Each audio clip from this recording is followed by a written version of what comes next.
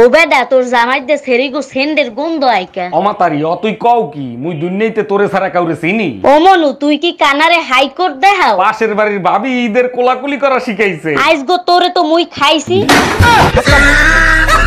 এই তুমি বাপের বাড়ি দিয়ে কবে আসবা? আরে বাবা 2 দিন হইলো বাবার বাড়ি আসছি, এখনই জিজ্ঞাসা করতেছো কবে আসবা? কি হইছে বলো তো? রিয়া সরকারের বিয়েতে গেছিলাম, কার্ডে লেখা ছিল সবাই লাল টাই পরে আসবেন, গিয়ে দেখি সবাই শার্ট প্যান্টও পরে আইছে।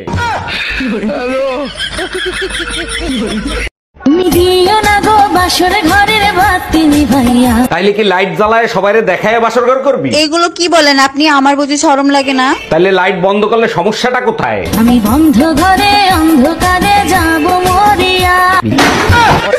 এই এত সকাল সকাল কই যাচ্ছ তুমি? কোর্টে যাচ্ছি, 20,000 টাকা দাও। আমি জানতাম তোর বাবা একদিন সিটিংবাজির মামলা খাবে। আমার বাপ চিটিংবাজের মামলা খাবে কেন? তোরে শান্তি কই অশান্তি গাড়ে দাঁড়ায় দিছে, এটা কি সিটিংবাজি ছিল না? কোর্টে যাচ্ছি তোর নামে নারী নির্যাতনের মামলা করতে। हम इसका पति है, हमको सिर्फ फांसी का सजा चाहिए। এই তোমার সাথে তো আমার এরকম কথা ছিল না। বুঝলাম না কি রকম কথা? বিয়ের আগে তো বলছিলে দুপুরের খাবারের দুটো অপশন থাকবে। বলছিলাম তো, কি হইছে? তো এখন শুধু ডিমবাজি কেন? অপশন এখনো 2টাই আছে, খাইলে খাও না খাইলে না খাও। কাজী যখন বিয়ে পড়াইতেছিল দিনমোহর যখন বলছে 20 লাখ টাকা, তখন তোর কান কই ছিল? কান কানের জায়গায় আছিল। 20 লাখ টাকা কি 20 কোটি হলে আমার কোনো অসুবিধা আছে? আমি তোমার ভালোবাসি না, আই লাভ ইউ। অসুবিধা নেই মানে?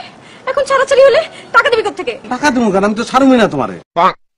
আচ্ছা শোনো, আমাদের বিয়ের কথা কি তুমি বাসায় বলছিলা? হ্যাঁ বলছি, কিন্তু বাসা থেকে রাজি হচ্ছে না, কি করব বলো তো? তুমিই তো বলছিলা তোমার এক কথাই নাকি তোমার বাবা মা রাজি হয়ে যাবে। আরে বাবা মা তো রাজি আছে, কিন্তু স্বামীকে বোঝাবো কি করে?